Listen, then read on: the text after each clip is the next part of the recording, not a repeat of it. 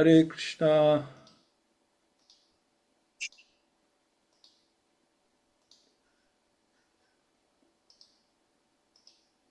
Hare Krishna, Prabhuji, Tanus Pranam. Hare Krishna. Hare Krishna. Let me just get my sound sorted, Prabhuji. Okay, it's a bit better. Right, wonderful. So nice that we're joining for this overview of chapter 3. Krishna is the incarnation of everything. And so we have His Grace Dina Bandhu to show us what this chapter is all about, and just to give a background on Prabhuji. It's he's a disciple of His Holiness Radhanath Swami, and he's been in the movement since 1995. He's been serving Iskcon since 1995, and then after about 7 years, Prabhuji got initiated by His Holiness Radhanath Swami. And since then, he's been doing preaching work, Bhagavad-Gita, Śrīmad-Bhāgavatam, Chaitanya Charitamrita, and he does, amazing, amazing classes. And he has come to Iskcon Birmingham so many times as well. We meet him face to face. Always a pleasure to meet Prabhu. And today, for convenience, we're going to have an online session. And Prabhu is a professional consultant psychiatrist, so he's very good, and he does tend to relate a lot of psychiatry or psychology, with spirituality as well. It's amazing, he can sort of interlock that or relate that to to spiritual knowledge. So it's always exciting to hear what he has to say. So I'm going to pass you all on to him. Thank you, Prabhuji. Hare Krishna. Hare Krishna. Right. Thank you, Narayan Keshav Prabhu. Narayan Keshav Prabhu, good friend of mine for many years. He's very liberal with his words, with his praise of devotees. That's his good quality, always humble, always praising and serving devotees. And I'm very grateful to be amongst all of you today. All of you have taken this determination to study Śrīmad-Bhāgavatam systematically. And this is a very great determination all of you have taken. Śrīmad-Bhāgavatam is not different than Krishna himself. And we will read that in this chapter. Towards the end of the chapter, we will discuss the significance of Śrīmad-Bhāgavatam amongst all scriptures. So by studying Śrīmad-Bhāgavatam, all of you are actually studying the Supreme Lord, Shri Krishna. You are focusing your mind, you're focusing your intelligence, you're focusing your time on Shri Krishna. And that is the perfection of life. So congratulations, and my sincere wishes and prayers for your journey into reading and understanding Śrīmad-Bhāgavatam. So well done, all of you. I will start with Mangalacharan prayers, and then we will do an overview of Canto 1, Chapter 3 of Śrīmad-Bhāgavatam. Om Namo Bhagavate Vasudevaya. Om Namo Bhagavate Vasudevaya. Om Namo Bhagavate Vasudevaya. Om Agyantimirandasya Jnananjana Shalakaya Chakshurunmilitam Yena Tasmai Shri Guruve Namah. Nama Om Vishnupadaya Krishna Pristhaya Bhutale Shrimate Bhaktivedanta Swami Iti Namine. Namaste Saraswati Deve Gauravani Pracharine Nirvishesha Shunyavadi Paschatya Deshatarine. Jaya Shri Krishna Chaitanya Prabhu Nityananda Shri Advaita Gadadhar Shrivasadi Gaur Bhakta Hare Krishna, Krishna Krishna, Hare Hare, Hare Ram, Ram Ram, Hare Shri Radha, Radha. Radha.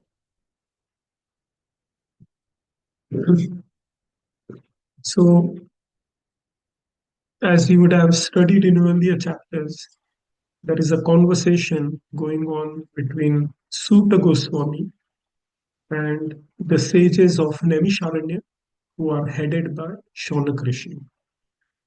So, Shaunak Rishi, he is asking questions to Suta Goswami on behalf of all the sages assembled there.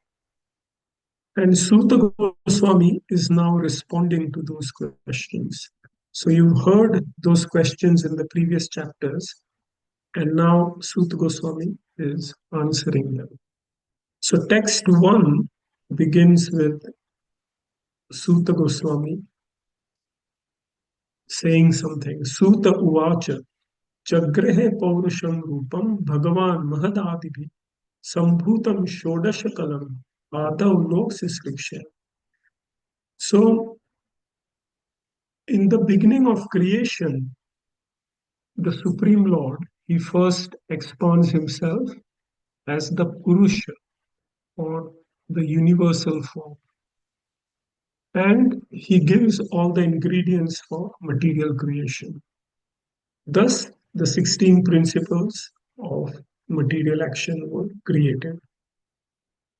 So, when we have to construct a house, for example, you may get a civil engineer, you may get some laborers, and they will construct the house in a particular way. But the materials of the create of that house are supplied by someone else. You need bricks for the house, you need cement, you need electric wires, you need plumbing equipments.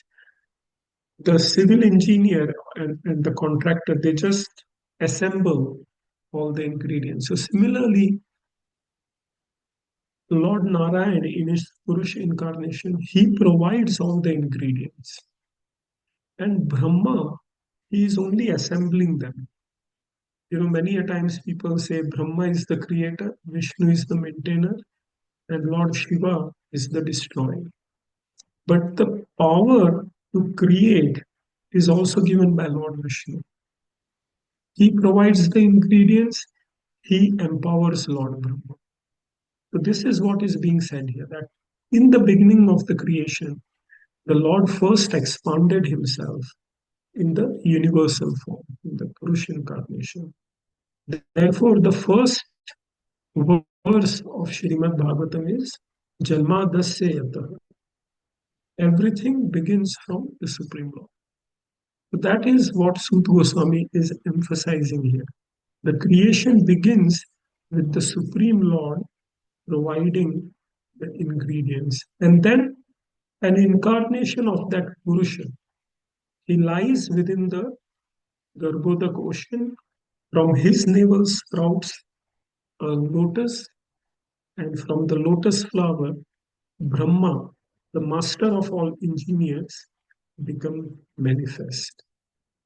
So we can clearly see that Brahma is called Vishwasrijampati. Vishwasrijam means those who create, the engineers. So Brahmaji is coming from the navel of Lord Vishnu. Therefore, Brahmaji is also called Aja. Aja means one who has no mother. Brahmaji sprouted out of Lord Vishnu. He doesn't have a mother. She is also called Arjuna. Now, all the universal systems are situated in the body of the Purusha. But he himself has got nothing to do with the material ingredients. This is an important concept. the world that we see, Lord Narayan has provided all the ingredients. Everything is resting in him, but he himself is unaffected by all these ingredients, because the Lord is spiritual existence. Vishuddham Sattva Murjitam. He is Vishuddha Sattva. He is beyond in all the created material energy. And then in text 4, the description of the universal form is given. This is the same form which Arjun wanted to see in chapter 11 of Bhagavad-Gita. Okay. So from this form, all the different living entities like demigods, men, and others are created. So it is then described that from this form, all the various incarnations of the Lord are now appearing. So 22 incarnations of the Lord are described from text 6 onwards. Okay. Now, because this is an overview, I'm not going to read all the verses. I will simply read the names of these various incarnations, and I request all of you to go home and read these incarnations. It's a very beautiful way of remembering the various forms of the Lord. So, text 6, there were the 4 sons of Brahma, and it is described that in the Chacharduscharam Brahma, Brahmacharyam Akhanditam, that they were lifelong celibates. So it is very interesting that the first creation is of lifelong celibates who dedicate their life and undergo severe austerities for realization of the absolute truth. Later on in Śrīmad-Bhāgavatam in second canto, you will read that when Brahmaji appeared on the top of the lotus flower, he was confused. He did not know what to do. So he prayed that whoever is the creator, please help me. And at that time he heard 2 syllables, tapa, 16th and 21st syllables. Tapa. Tapa means austerities. So the Lord is showing here that this material creation is meant for austerities, particularly in this human life. In this human life, if you do some austerities for the Supreme Lord, you can get out of the cycle of birth and death.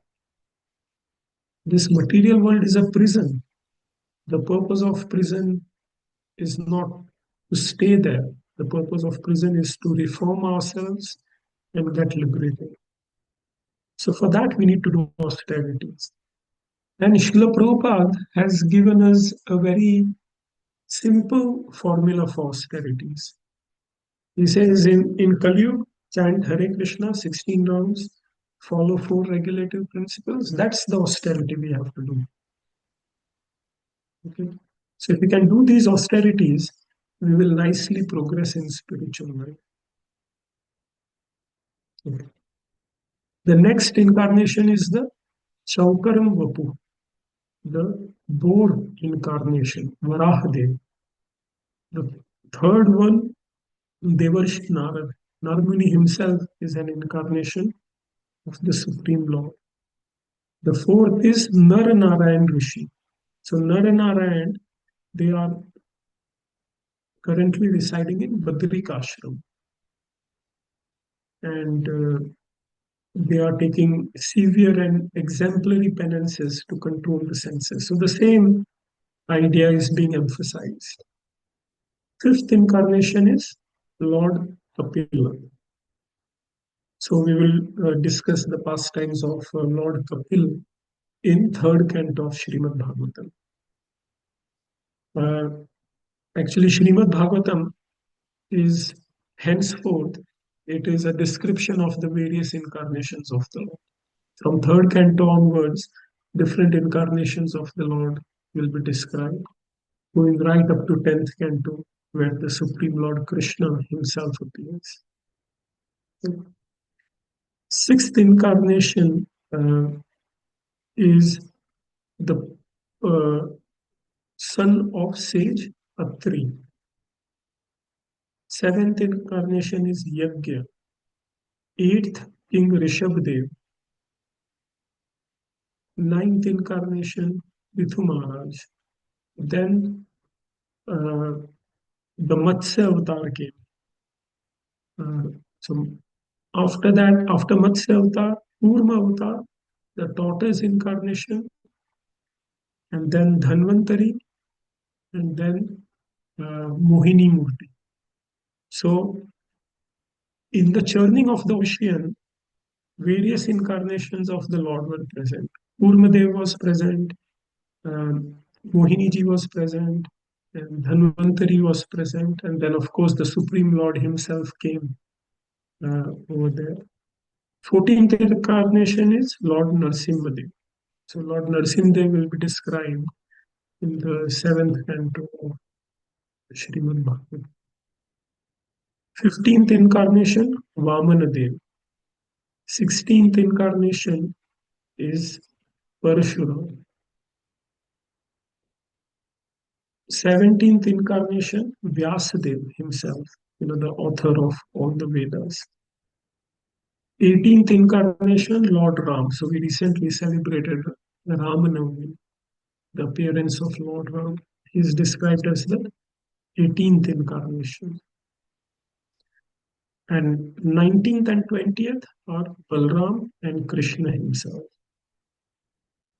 So after Krishna, it is described that, so I'm reading text 24. Tatah kalav sampravritte sammohai suratvisham buddho namnanjana sutta ikateshu bhavishyati.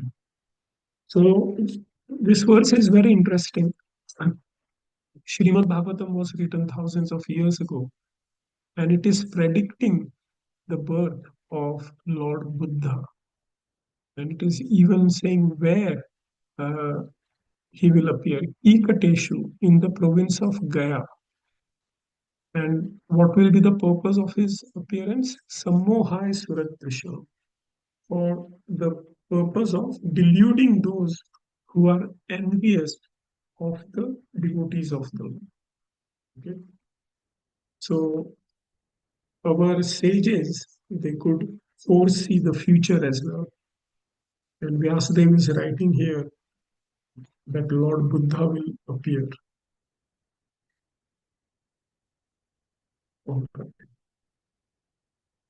And then in text 25, it is described that finally Kalki Avatar will appear. And his job is simply to vanish all the sinful population at the time. So in text 26, Suta Goswami is saying, Avatarahi asankheya hare sattva nidhe dvija yatha vidasina tulya sarasasyu sahasrasha. Now you may think, oh, Suta Goswami, you described only 22 incarnations of the Lord. So is that the complete list? So Suta Goswami is saying, no. O Brahmanas, Shaunak Rishi and all the Brahmanas, all the sages at Naimisharanya, the incarnations of the Lord are innumerable. Just like rivulets flowing from the inexhaustible sources of water. Just from a big lake, so many rivulets come about. Similarly, from the Supreme Lord, it's not just that 22 incarnations appear. There are millions and billions of incarnations who appear all throughout the universe. Okay, so there are many incarnations. These incarnations are prominent, they are famous, they are well known, they have displayed some amazing pastimes, they have protected the devotees. So these incarnations are particularly famous, and therefore Sut Goswami is listing their names. But this is not an exhaustive list. So who are the other incarnations of the Lord? Rishayo Manavo Deva Manuputra Mahojasa. All the rishis, Manus, demigods, and descendants of Manu, Maha Aujasa, who are specially powerful. Kala Sarve Harer Eva Saprajapate Smrita.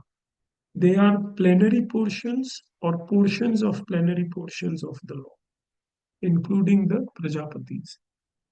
So, all these powerful personalities, like the Saptarishi, the Manus, who are in charge of the various time periods in the four yugas, all the Devatas, the descendants of Manu, the various Prajapatis, they are also incarnations, which means a portion or a portion of the portion of the Lord. So they are Kala Sarva Harer Eva. They are all expansions of the Supreme Lord. So how many rishis are there? Countless. How many Manus are there? Countless. How many demigods are there? Countless. So like this, all the incarnations, there are countless incarnations of the Supreme Lord. Getting this point? Yeah.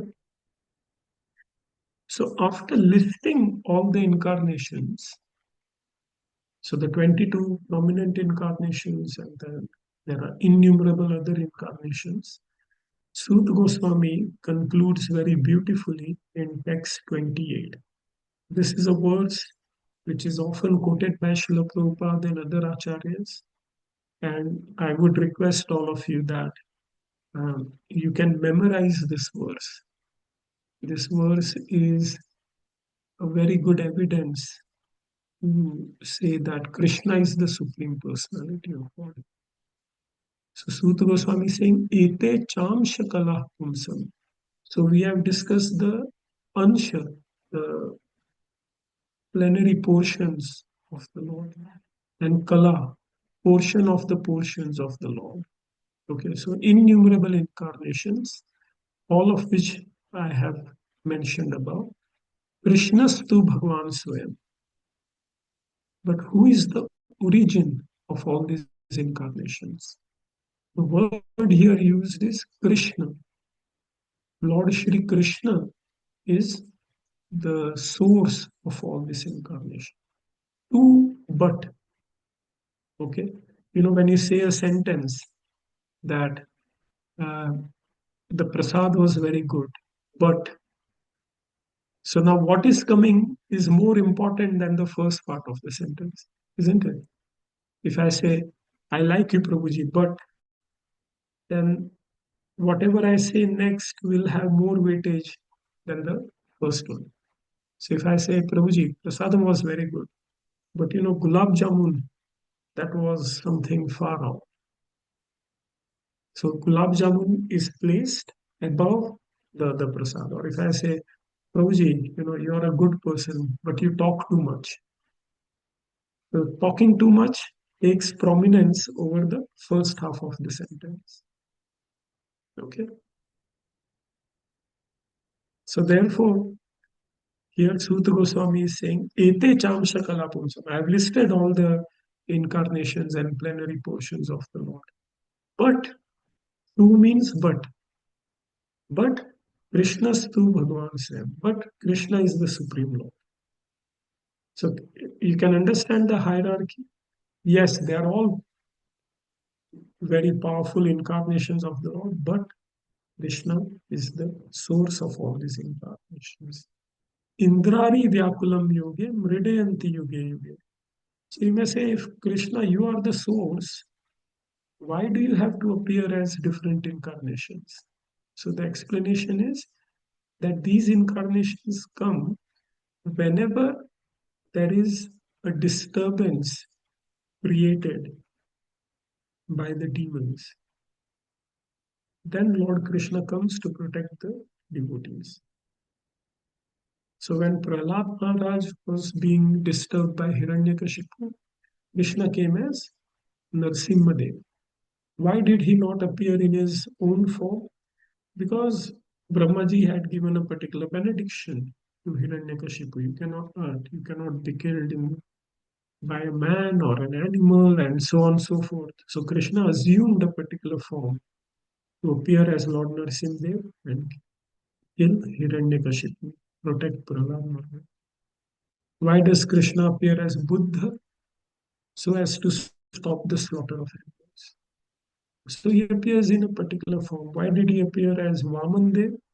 Because he wanted to give pleasure to his parents, and also uh, to show how Bali Maharaj was such a surrendered soul. So each incarnation has a particular purpose, but the general purpose is that to protect the devotees and to destroy the miscreants. And this is what Krishna also says in Bhagavad-Gita. Yada yada hi dharmasya glanir bhavati bharata abhyudhanam adharmasya tadatmanam srijami. Paritrāණāya sadhunam vināṣāya ca duṣkrita dharma sansthapanarthaya sambhavami. Whenever there is a decline in religious principles, the devotees are being harassed, the demons become more prominent. At that time I come to kill the demons, protect my devotees, re-establish religious principles. Okay. But here, this verse you can memorize, and anyone says, why do you worship Krishna? Where is it said that Krishna is the Supreme Lord? Because we generally believe that Krishna comes from Vishnu. But here specifically it is said that no, even the Purush incarnation is coming from the Supreme Lord. All the incarnations mentioned in the 27 verses above, they are all coming from Krishna. Okay? So this point should be clear. Brahmaji explains this point in Brahma Samhita by saying, from one candle you can light 10 candles, and all the candles will have equal potency, but yet one is the original. Now sometimes you may light up 22 candles and place the original candle in number 20, but still that number 20 is the original. Okay, so similarly Krishna, he may appear in Dwapar Yuga after so many incarnations have appeared, but he is the original person. Is this point clear? Yeah. So after listing all the incarnations, the benediction is given in text 29. What is the benediction? Janma guyam bhagavato ya etat preto nara sayam prata grinan bhaktya dukkha gramad vimuchyate. Whoever carefully recites the mysterious appearances of the Lord with devotion in morning and evening gets relief from all the miseries of life. That's why it is important. Morning and evening, we remember various incarnations of God. So beautiful. If you go to Krishna Balram temple in Vrindavan, where Mangalarti is Vibhavari Shesha Aloka Pravesh, Nitra Chhadi Uthani. And then all the different names of Krishna are sung. The bhajan is composed by Bhaktivedanta. So early morning, you are remembering Krishna in his various forms. You are remembering incarnations of. In the evening, you are singing God Arti. You are remembering Chaitanya Mahaprabhu and his various associations. Morning and evening, you go there and you feel blissful. You feel as if you are no longer in this world. Anyone who attends Mangal Arti, Gaur Arti, they will think, that they are in a spiritual dimension at that point. It's a very beautiful experience. So if you see how intelligently Prabhupada has directed our life, you get up in the morning, sing, chant, hear Śrīmad-Bhāgavatam, daytime you preach, or you do your business or whatever you do. In the evening, come attend Gaur Aarti, share darshan. Beautiful, your life is taken care of. You don't have to do any extra endeavors. That is the beauty of Srila Prabhupada's movement. So, next, the description of Virata Roop is given. Etad Rupam Bhagavato Hayurupasya Chidatmana Maya Gunair Virachitam Mahat Adi Bhiratman. So, you may think, oh, what is this Purush incarnation of the Lord, which has thousands of mouths, thousands of hands, thousands of legs. In each hand, there is an instrument or a weapon, very fierce looking form. This is the form which Arjun saw in the battlefield of Mahabharata. But that form is only a material conception. It is not an eternal form of the Lord. As I said, the Lord has no material form. But that form is there so that we can relate to the Lord. We are used to seeing matter. So therefore, the Lord comes in this particular form. So then it is described that the sun and the moon, they are the eyes of the Lord. Now, I have not seen the eyes of the Lord, but I have seen sun and the moon. So I get some concept of what the Lord may look like. The trees are like the hair on the body of the Lord. So whenever I see a tree, I can remember the Lord. The rivers are like the veins in the body of the Lord. So when I see the river, I think of the Lord. So you may be seeing material things, but you will remember the Lord. That is the idea of the Virat Roop of the Lord. It is to enable the less intelligent and neophytes to adjust to the idea of Lord having form. But factually, the Lord does not have any material form. Okay. So,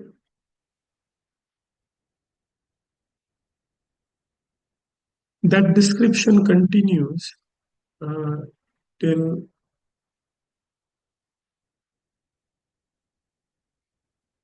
text 39. And then in the last half of the chapter, in the last one third of the chapter, the description and glories of Śrīmad-Bhāgavatam is given. So again, some really beautiful verses here. And again, I would urge all of you to read and, if possible, memorize these verses. So text 40.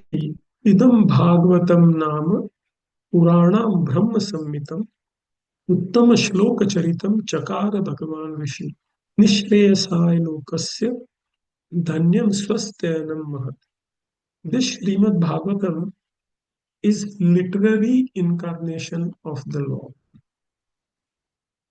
Idam Bhagavatam Nam Puran Brahma Sammitam. So the Lord, he appears in various incarnations.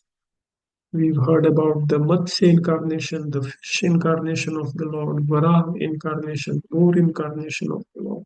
So this Śrīmad Bhagavatam is the book incarnation of the Lord, the literary incarnation of the Lord. So when you see Śrīmad Bhagavatam, you are actually seeing the Supreme Lord. It is described that the first and second cantos are the feet of the Lord. And it goes so on and so forth till the 10th canto, which is the face of the Lord. So the Śrīmad Bhagavatam is the literary incarnation of the Lord. And how did this incarnation appear? Through Vyasadeva, who himself we have read in the list. Vyasadeva is also an incarnation of the Lord. And what is the purpose of this incarnation? Nishreyasaya Lokasya, for the benefit of everyone. Whenever the Lord appears, he wants to do good for his devotees. So Śrīmad Bhagavatam in Kali Yuga, people have become so dumb how will they see the Lord? How will they understand the Lord? So Vyasadeva, he has brought the incarnation of the Lord in the form of Śrīmad-Bhāgavatam. So we can read and take benefit. Dhyanyam swasthayanam mahat. It is all successful, all blissful, and all perfect, just like the Supreme Lord. So therefore, you are not studying Śrīmad-Bhāgavatam, you are studying the Supreme Lord Himself. Approach the verses of Śrīmad-Bhāgavatam. When you prepare for this class, when you hear this class, when you are attending this class, you are associating with the Supreme Lord Himself. That should be the move. Tad idam grahayamas sutam atmavatam varam sarva vedeti hasanam saram saram samad. Srila Vyasadeva gave it to his son. Who is the son of Srila Vyasadeva?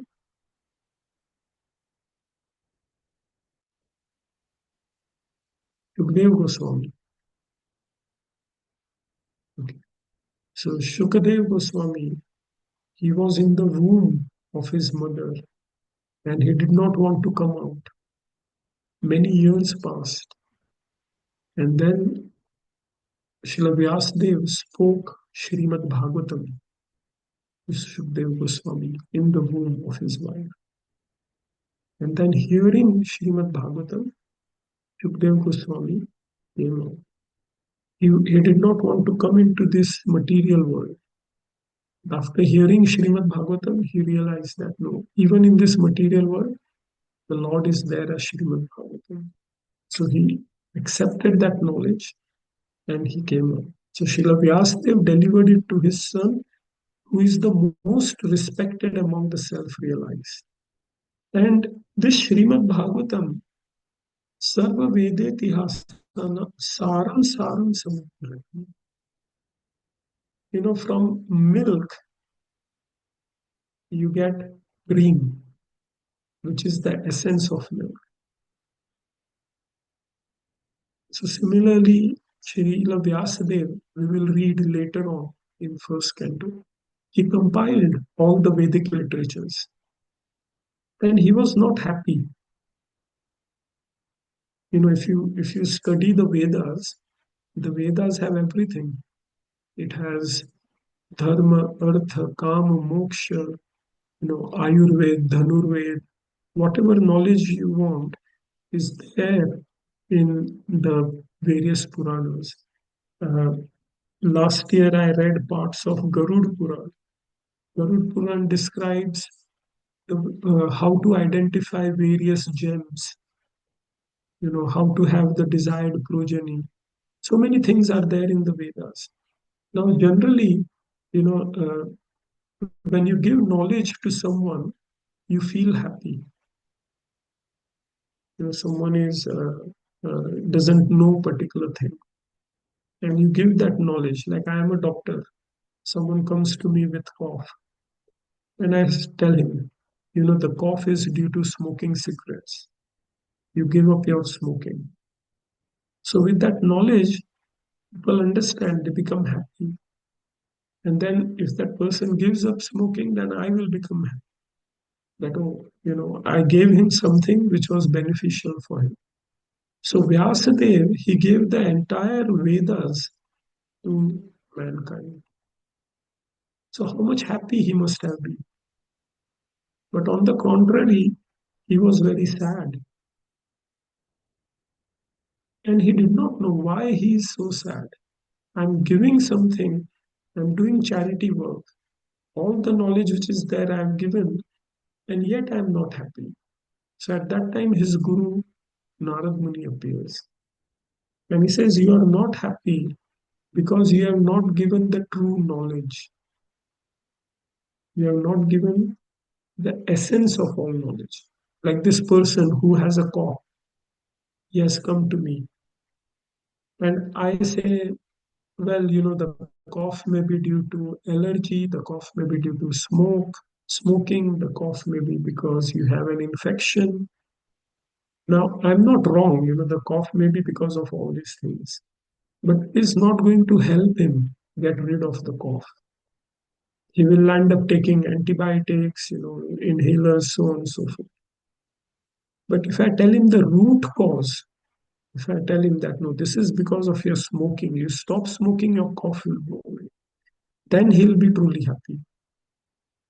Otherwise, he will continue to smoke, continue to take antibiotics and inhalers, cough will not go.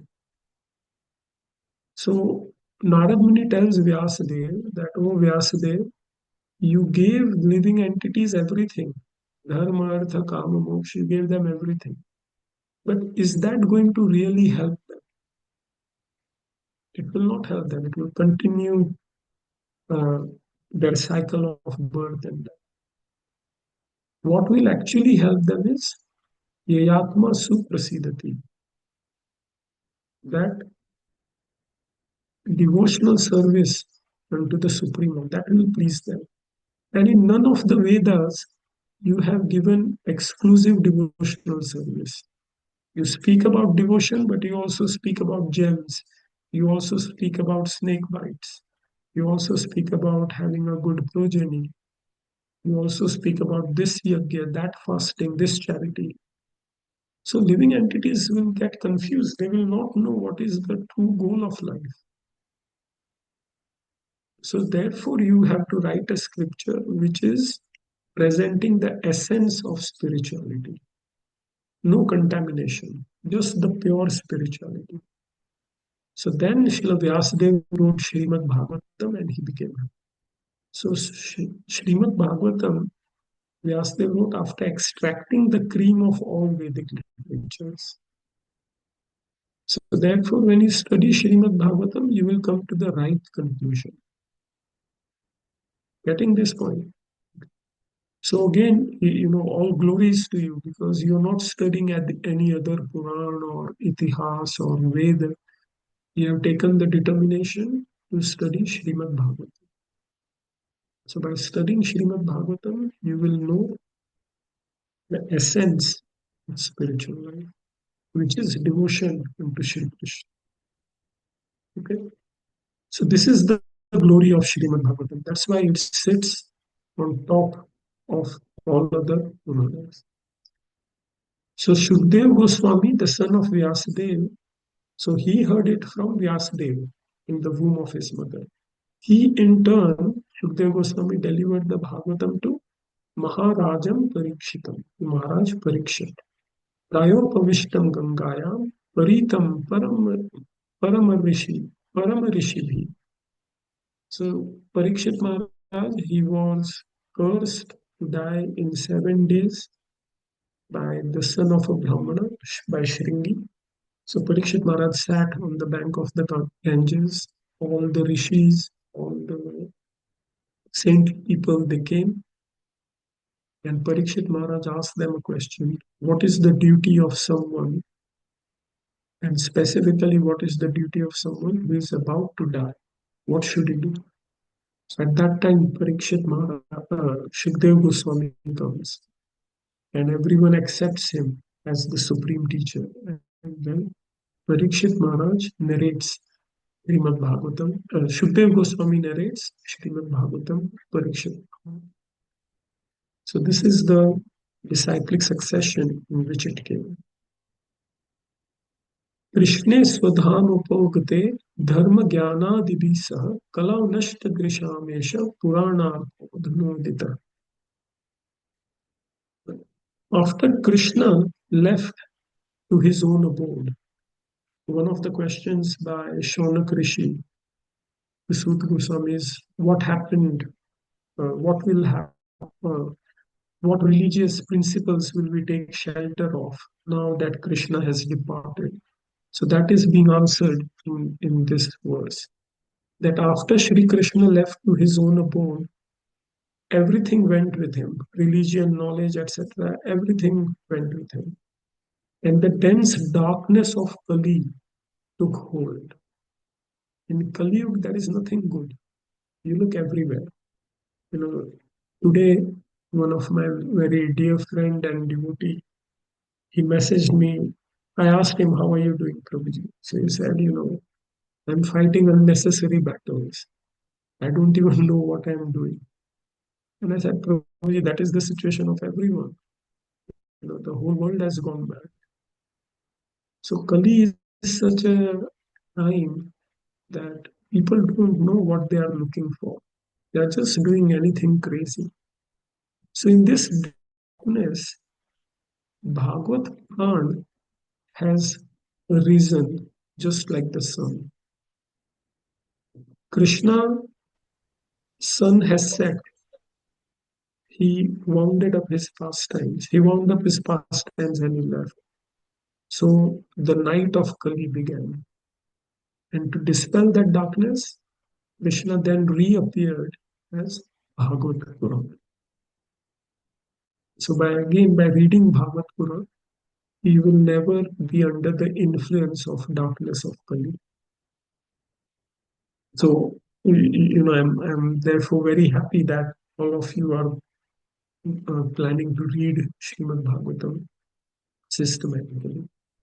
So Sutta Goswami is saying in the last words that tatra kirtayato vipra viplarsher bhuri tejasa aham chadhyakamam tatra nivishtas tad anugrahat soham vah shravayishyami yathaditam yatamti.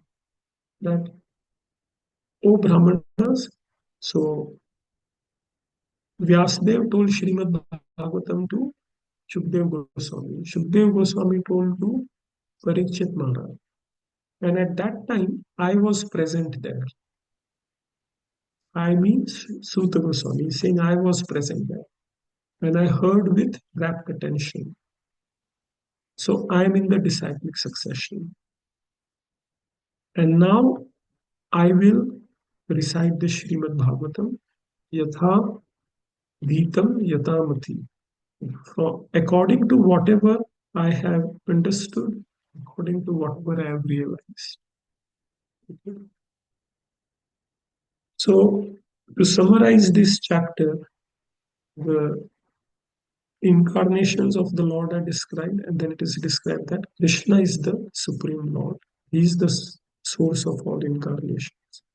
Ete chamsa kalapumsa Krishnastu bhagavansa. Indrari vyakulam loke mridayanti. And then it is the nature of the soul and how it gets entangled in this creation, in this illusion that is described. And then finally, the glory of Śrīmad-Bhāgavatam, that is the literary incarnation of the Lord. And Sutta Goswami is explaining his credentials, how he has heard it in the disciplic succession. Vyasadeva to Shukdev Goswami, to Parikshit Maharaj, to Sutta Goswami. And now he's going to recite it to the sages at Namisha. So this is how Śrīmad-Bhāgavatam spread on this planet. So very interesting chapter. If there are any questions or any comments, now is the opportunity.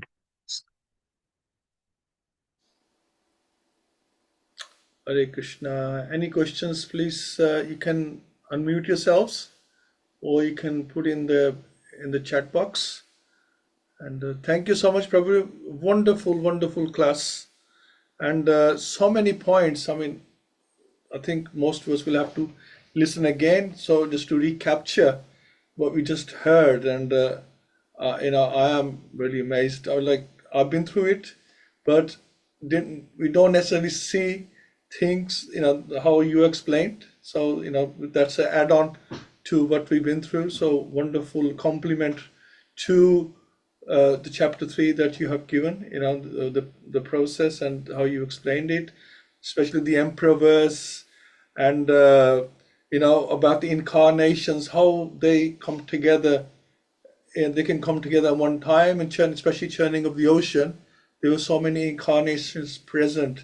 And even I was thinking, time of Krishna, there's Krishna there, Balaram there, Vyas there, Parshuram was there. So many incarnations, So, I mean, these incarnations tend to be function. They have different functions. but then those functions can, come together for the bigger function. Is that right? Is that how we should see it? Yes, yes, Yogi. So the essential purpose of all incarnation is to protect the devotee and annihilate the demonic people who are harassing the devotees. That is the basic purpose of any incarnation. And then in each particular incarnation, the Lord displays a special favor to his devotee or a special form. Like in the incarnation of Lord Ramchandra, he displays super excellent moral behavior. So that is something which we can follow. When he comes as Lord Krishna himself, he displays super excellent mellows of devotion. Lasyaras, Shantaras, Vatsalyaras, Sakyaras, Madhuryaras. The super excellent rasas are described, are displayed. When the Lord comes as Simhadev, he establishes the principle of protecting his devotee very strongly. So each incarnation has a particular flavor, and different devotees are attracted to particular incarnations of the Lord. There are some devotees who just worship Lord Ramchandra. They don't feel as much attraction to other forms of the Lord. When they hear the name Ram, they become so ecstatic. People, they worship only Krishna in Vrindavan. They don't even want to know about Krishna in Dwarka or Mathura, because in Vrindavan he's a sweet cowherd boy. So like that, different incarnations have their flavors. Sure. Thank you so much, Prabhu. I think that sort of goes on to a question Jai Prabhu is asking. Can you see in the chat box, Prabhu? Shall I read it out? Yes. So the question is, what is special about the Dasha Avatar? And why are other incarnations mentioned here excluded from them? Okay, very beautiful question, Jai Prabhu. So there are innumerable incarnations of the Lord. We cannot count them. But to help us systematically understand them, there are various categories of the incarnation.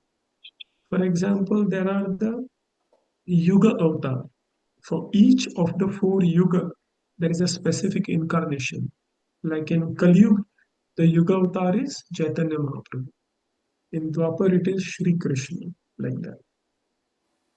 You have the three Purush incarnations of the Lord.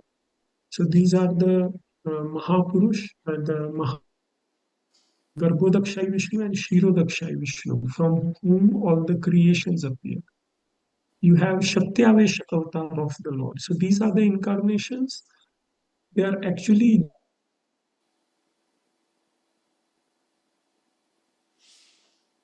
Sorry, Prabhu, I think you're frozen. Should be okay. Wait. Jeev, Parshuram. Hare Krishna, Hare Krishna, Krishna Krishna, Hare Hare, Hare Ram, Hare For the various pastimes they perform. And the Dasha avatar come are the Leela avatar. So Ram, Krishna, Buddha, Narsimhadev, Vamandev, Matsya avatar, they come in the Leela category of the Lord. The pastimes they perform are very beautiful. So like this, there are various categories of the incarnations of the Lord. Yes. Thank you for the answer, Does Prabhu. that answer your question? Yes. Prabhuji? Yes, thank you. Thank you. Thank you. Anybody else? While you're thinking, I will ask another question. Please do ask. You can unmute or put in the dialogue, which is easy for you. Probably this. I'm trying to understand the lotus stem.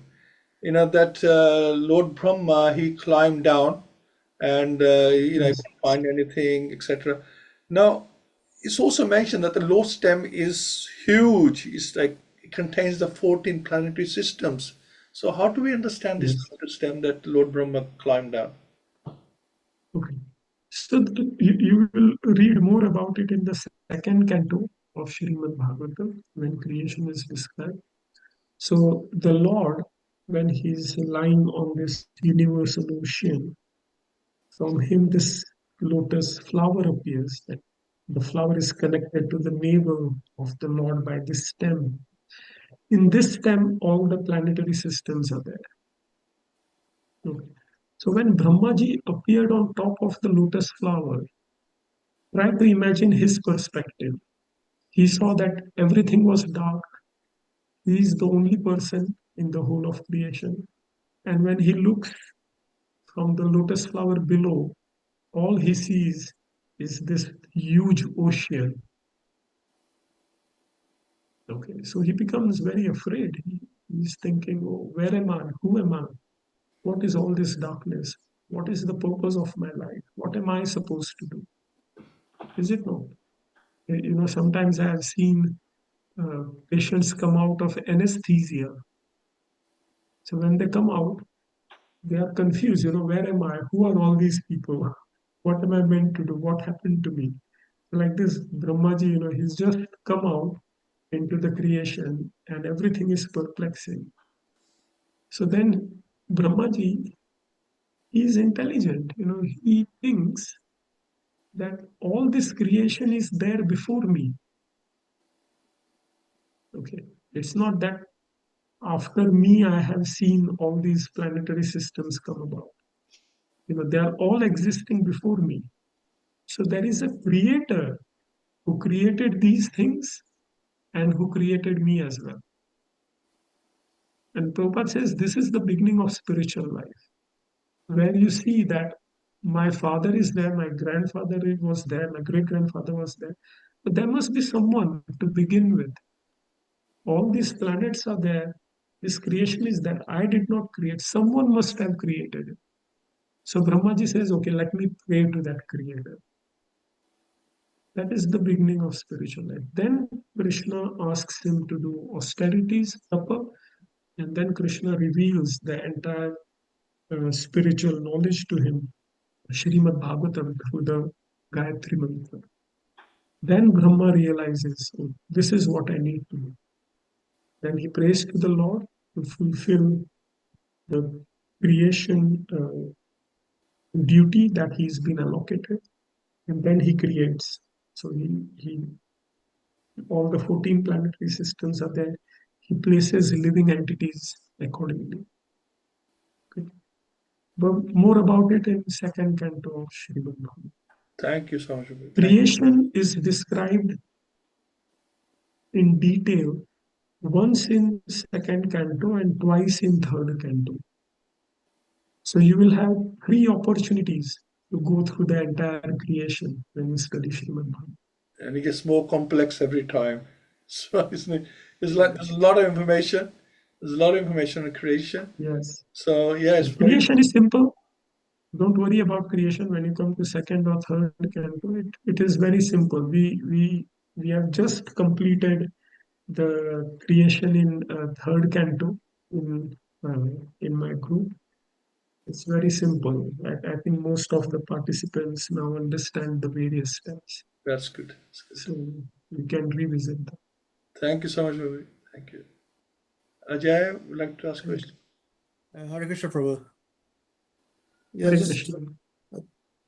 I think you've already explained the question, but I just wanted a bit more clarification. So obviously, I'll be talking about verse 28, the big verse. So as you mentioned, all of them, as in meaning incarnations, appear on planets when there is disturbance created by the atheists, but the Lord incarnates to protect the theists.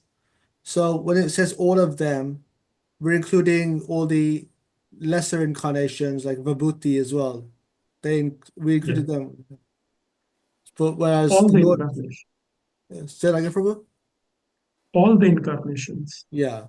But so like the Lord incarnates, we think of it as not just Krishna, but there's some other Lord Ram, there's the major incarnations, they come to Yes. yeah. They all come from Krishna. Hmm. So, yes. Yeah, so we can consider them as protecting the theists, that's part of their role as well. So we can consider them as? That's, as in like the Lord incarnates to protect the theists. So the major Yes. incarnations, they're included as well. I mean, and obviously Yes. So Yeah. even Lord Buddha, I think you mentioned even him to an extent. Would you include him as well? Because he's trying to stop Yes. unnecessary meat eating and animal Animal slaughter. slaughter. Yeah. Yes. Yes. Okay. Thank you, Prabhu. So, yes. Hmm. So the beauty of the Lord's incarnations is we are not qualified to see the Lord. Okay. But the Lord comes in such a way that he gives the living entity a chance to see him, associate with him. And even when that incarnation disappears, people can take advantage of the pastimes, they can hear of the lessons that particular incarnation has taught, and they can benefit. So Krishna appeared 5,000 years ago. We are still enjoying, we chant Hare Krishna, we worship him, and we take prasadam, we read Śrīmad-Bhāgavatam. So we are still benefiting from that.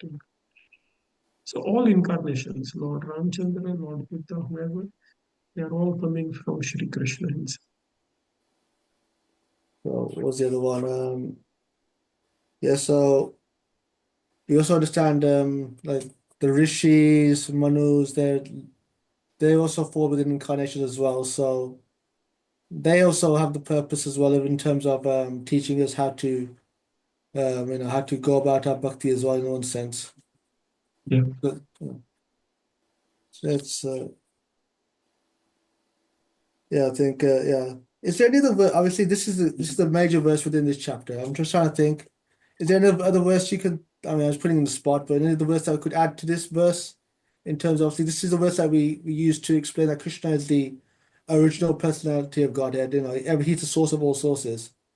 Is there any other verse? I mean, obviously, there's verse 1.1.1, which explains that Krishna is, he's also the, everything comes from him. Is there? So Brahma Samhita verse is that Govindamadi Purusham Tamaham Bhajami. Okay. Govind is the Adi Purush whom I worship. Okay. So Jiva Goswami, he has written a Shata Sandarbha, and one of the Sandarbha is Bhagwan Sandarbha, also a Krishna Sandarbha, where he quotes evidence from various scriptures to establish that Krishna is the origin of all incarnations. So again, some devotees are now running courses on Shata Sandarbhas. And again, if you want to present in a philosophical way, looking at various evidence, then I would recommend reading Krishna Sandarbha By Jiva Goswami. by Jiva Goswami. Yes. Okay. Yeah. Thank you, Prabhu. Hare Thank you so much, Prabhu. Anybody else before we wrap up? Any questions, or would you like to add something? Anything? Please, you can put your hand up or message before we finish. Okay. Right. Okay. Seems everybody's loved the class, and I certainly did, and really enjoyed it, and learned so much today. And thank you for making time, probably for us. I have a very soft corner for Birmingham devotees. So anytime I can be of service. Thank you. And now I can see you have a return gift from India as well. We came with a return gift, sore throat, and Ajay still has it. So this is one gift they're giving to all the devotees going to India, coming back. I suffered for a while, and a lot of devotees here on the call, they had to put up with my voice for a few days, getting better now. But thank you so much. Even though I can see you have a bit of sore throat, but you made time for us, and wish you a quick recovery, and look forward to meeting you soon, and hopefully getting your association once again in one of the chapters. I would love to hear from you. Thank you. Let's give 3 Hari Bols to Prabhu. Please unmute and let's give 3 Hari Bols. Hari Bol. Hari Bol, Hari Hare Bol. Bol. Hare Hare Bol. Srila Prabhupada की जय, जय श्रीमद्-भागवतम की जय, जय अनंत कोटि वैष्णव वृंद की जय, जय हिताय गौर प्रेमानंदी हरि Hari Bol. बोल। Hari Bol. Thank you so much, Prabhuji. See you soon. Hare Krishna. Thank you so much, everyone. and we catch up on Friday. Hari Hari Bol. Yes, Hari Prabhu.